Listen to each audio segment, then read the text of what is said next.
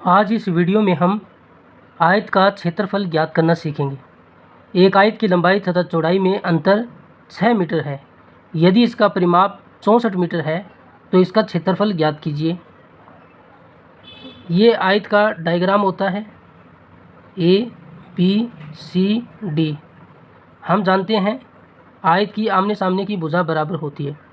आयत की लंबाई तथा चौड़ाई में अंतर 6 मीटर है। हम आयत की लंबाई को x मीटर मान लेते हैं और इसकी चौड़ाई को y मीटर मान लेते हैं। अगर इसकी लंबाई x मीटर है तो इसके सामने वाली भुजा भी x मीटर होगी। आमने सामने की भुजा बराबर होती है। ये y मीटर है तो ये भी y मीटर होगी। हमने आयत की लंबाई को x मीटर मान लिया और इसकी चौड़ाई को y मीटर मान लिया।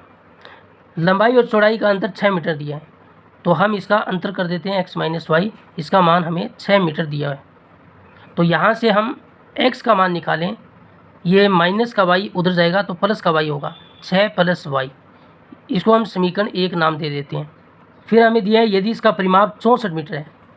आयत के परिमाप का फॉर्मूला, आयत का परिमाप का फॉर्मूला होता है 2 गुणा लंबाई प्लस चौड़ाई। 2 गुणा लंबाई को हमने x माना प्लस चौड़ाई को हमने y माना और आयत का परिमाप हमें दिया 64 मीटर। तो आयत के परिमाप की जगह हम 64 मीटर रख देते हैं। ये 2 इसके पूरे के गुणा में है तो 64 को हम 2 से काट सकते हैं। 2 एकम 2 और 64 में 2 का भाग देंगे 32। तो 32 बराबर x प्लस वाई। 32 बराबर x का मान 6 प्लस वाई रख सकते हैं। 6 प्लस वाई रख दिया, फिर प्लस वाई।